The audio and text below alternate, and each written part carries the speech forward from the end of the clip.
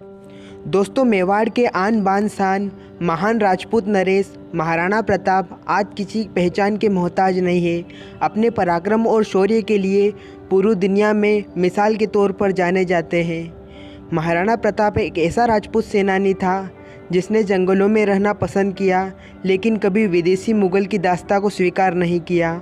उन्होंने देश, धर्म और स्वाधीनता के लिए अपना सब कुछ न्यौछावर कर दिया दोस्तों, ऐसे अनेक लोग हैं जो अकबर की सच्चाई को नहीं जानते और कितने लोग हैं जिन्होंने महाराणा प्रताप के त्याग और संघर्ष को नहीं जाना। महाराणा प्रताप के काल में दिल्ली में तुर्क सम्राट अकबर का शासन था, जो भारत के सभी राज महाराजाओं को अपने अधीन कर मुगल साम्राज्य की स्थापना का इस्लामिक परचम को पूरे भारत में फहराना चाहता था। और इसके लिए अकबर ने नीति और अनीति दोनों का सहारा लिया और लगभग 30 वर्षों के लगातार अथक प्रयास के बावजूद भी वह महाराणा प्रताप को बंदी बनाने में असफल रहा। और महाराणा प्रताप के जन्म की बात की जाए तो उनका जन्म 9 मई 1540 ईस्वी को राजस्थान के कुलम्बगढ़ दुर्ग में हुआ था। इनके पिता का नाम महाराणा उदय सिंह और माता का नाम रानी जीवन कंवर था।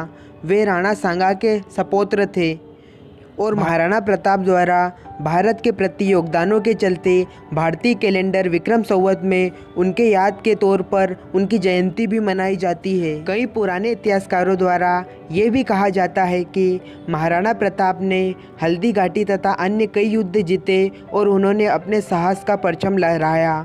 और हम अगर महाराणा प्रताप के घोड़े अर्थात चेतक के बारे में बात करें तो हल्दी घाटी के युद्ध में चेतक महाराणा प्रताप का अनूठा सहयोगी था। श्याम नारायण पांडे ने अपनी पंक्तियों के माध्यम से चेतक के बारे में लिखा है कि बाज नहीं, खगराज नहीं, पर आसमान में उड़ता था, इसलिए नाम पड़ा चेतक।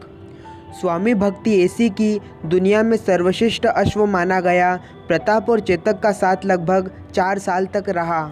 चेतक की ताकत का पता इस बात से लगाया जा सकता है कि हल्दी घाटी का युद्ध शुरू हुआ तो चेतक ने अकबर के सेनापति मानसिंह के हाथी पर पांव रख दिया और प्रताप ने भाले भाले से मानसिंह पर सहार किया। चेतक के मुंह के आगे हाथी की सूंड लगाई जाती थी। जब मुगल सेना महाराणा प्रताप के पीछे लगी तब चेतक प्रताप को अपनी पीठ पर लिए 26 फीट के उस बड़े गड्ढे को लांघ गए जिससे मुगल पार ना कर सके। चेतक महाराणा प्रताप का बहुत ही प्रिय घोड़ा था।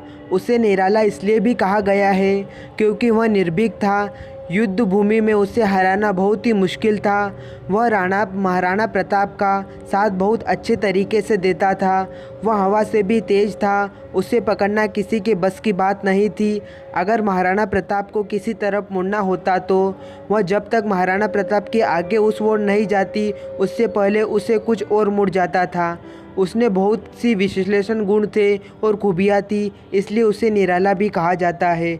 और अगर चेतक की मृत्यु की बात की जाए तो यह माना जाता है कि हल्दी घाटी के युद्ध में मुगल सेना से अपने स्वामी महाराणा प्रताप की जान की रक्षा के लिए चेतक 25 फीट के दरिया से कूद गए थे। इसके बाद वह बुरी तरह घायल हो गए और महाराणा प्रताप को रणभूमि छोड़नी पड़ी और अंत में इसी युद्धस्थल के पास चेतक की मौत हो गई। आज भी उस स्थान पर चेतक का मंदिर बना हुआ है जहां चेतक की मृत्यु हुई थी। दोस्तों, अगर आपको वीडियो पसंद आई हो तो वीडियो को लाइक तथा चैनल को सब्सक्राइब करें।